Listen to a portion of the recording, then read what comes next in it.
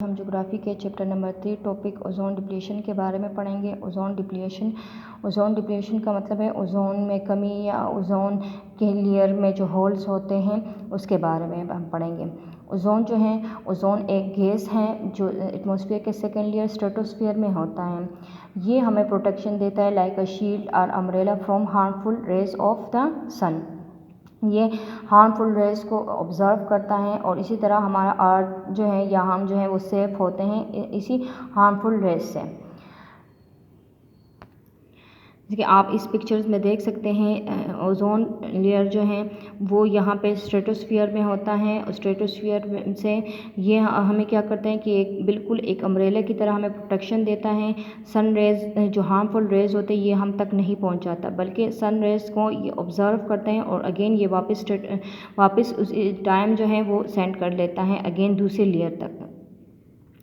ये जो है इनमें जो होल्स होते हैं, अब इनकी कासेस के बारे में हम पढ़ेंगे कि इनकी कासेस कौन कौन सी हैं। एक तो ये है कि हम जो हैं वो फैक्ट्रीज़ के जो स्मोक होता है उससे इनमें होल्स हो जाते हैं।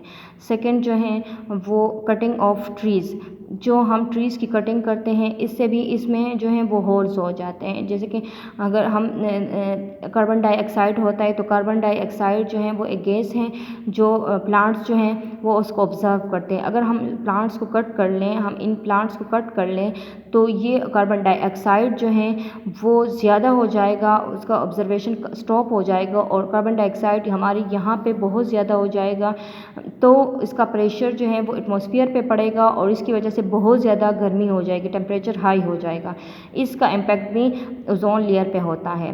थर्ड जो है वो हमारे जो व्हीकल, हमारी जो गाड़ियाँ हैं उनका जो स्मोक है उससे भी इस पे बहुत ज़्यादा असर करता है।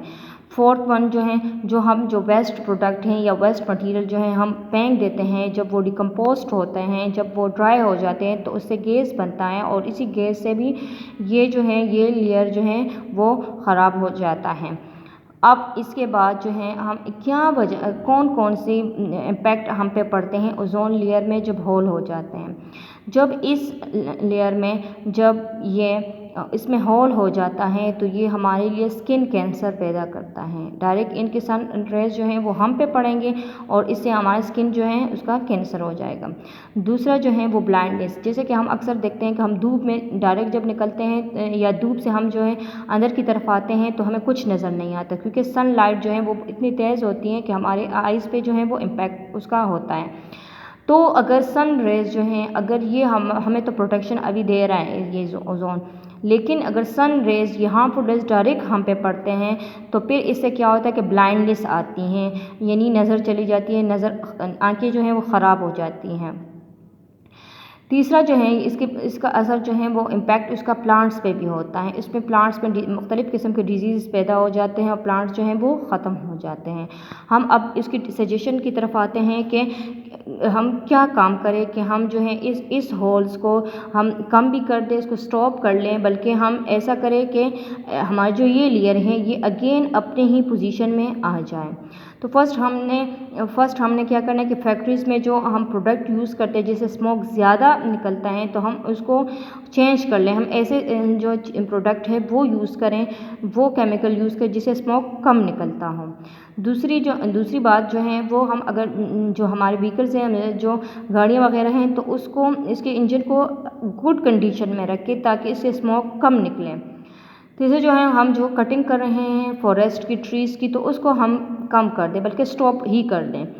फोर्थ वन जो है वो हम जो एयर कंडीशनर्स हम जब यूज़ करते हैं तो उससे भी गैस निकलता है वो भी हार्मफुल होता है इस लेयर के लिए, तो हम इसकी जो यूज़ हैं इसको भी मिनिमम कर लें तो इससे भी हमें फ़ायदा होगा।